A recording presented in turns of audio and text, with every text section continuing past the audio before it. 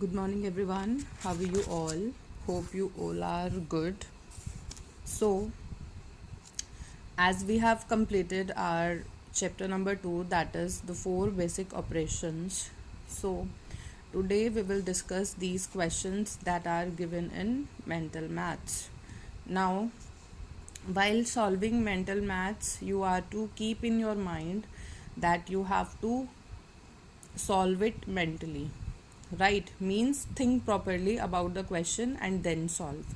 Let us discuss all these questions. So question number 1 is find the sum of 1 lakh and the largest 6 digit number. Here it is clearly given that you are to find the sum, means addition of the largest 6 digit number.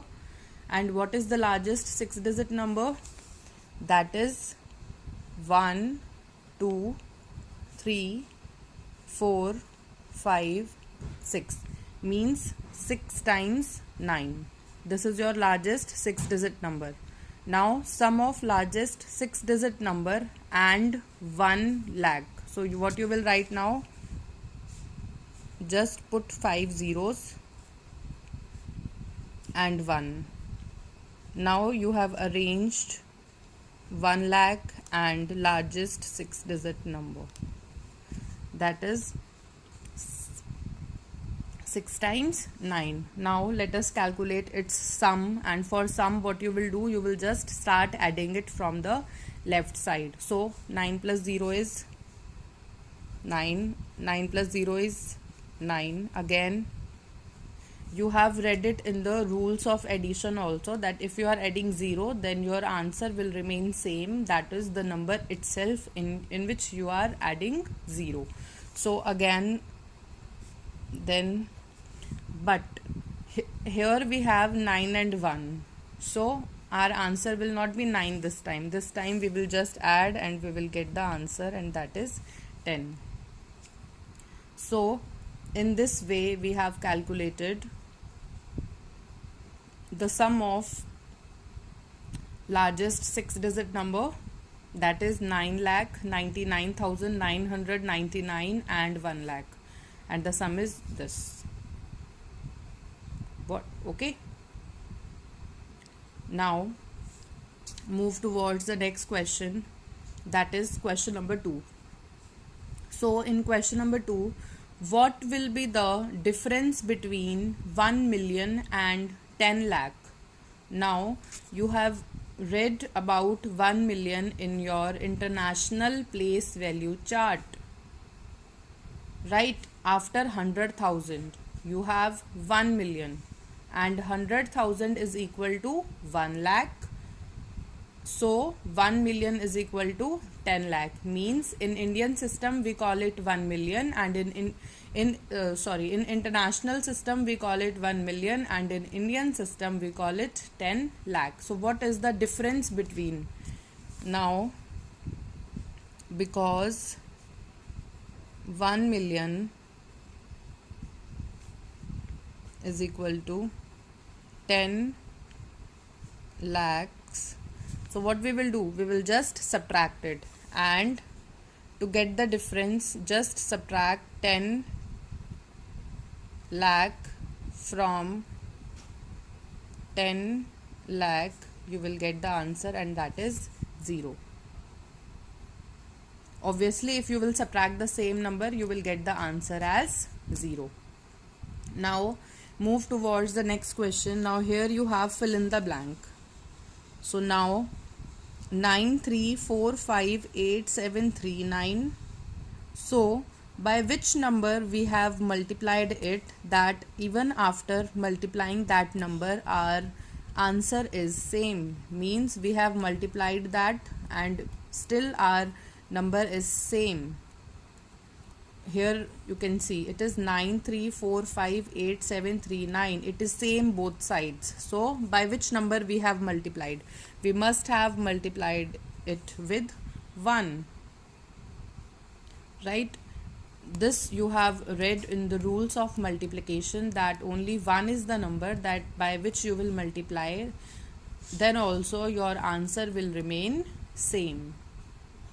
and if it is 0 in place of this number, then that means we have multiplied the number with 0, because multiplication with 0 will make the number 0, but multiplication with 1 means you have the same answer. Now move towards the next question, and that is question number 4.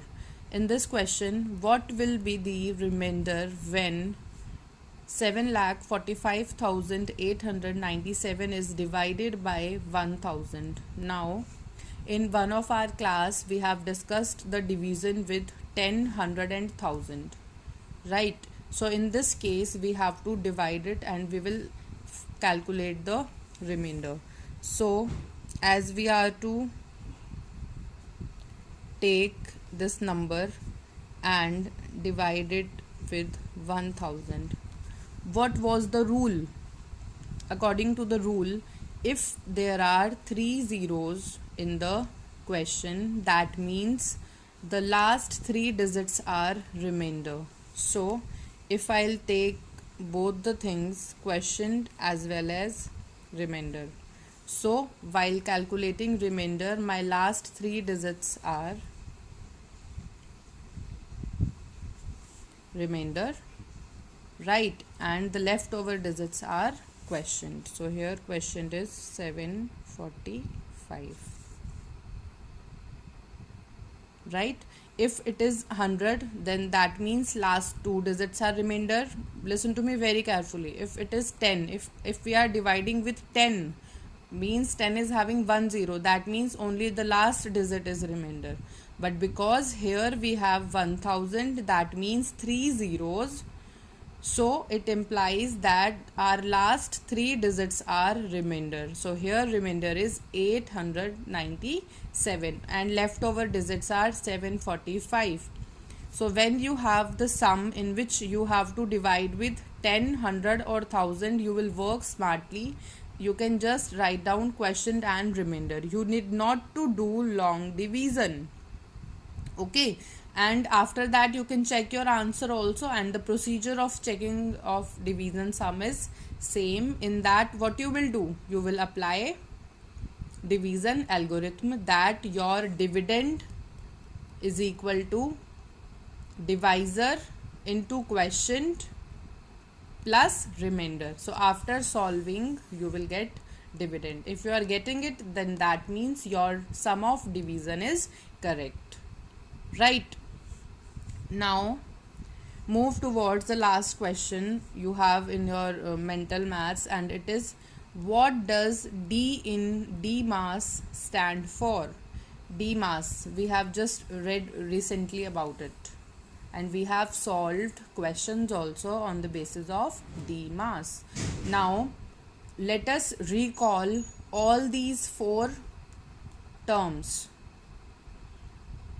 collectively written here, having different rules of all the alphabets, but this is same, like DMAS rule we call it. And let us see what does D stand for, what does M, A and S stand for.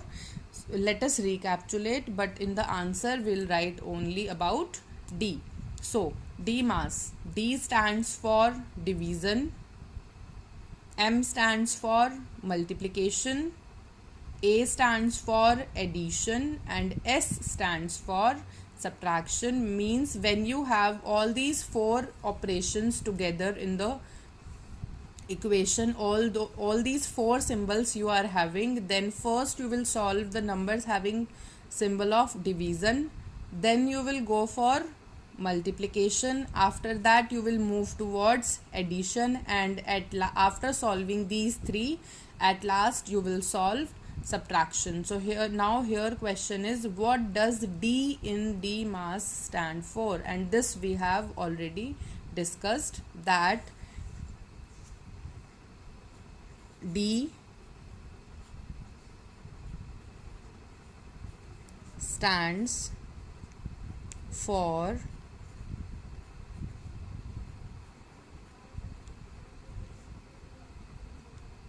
division. D stands for division, in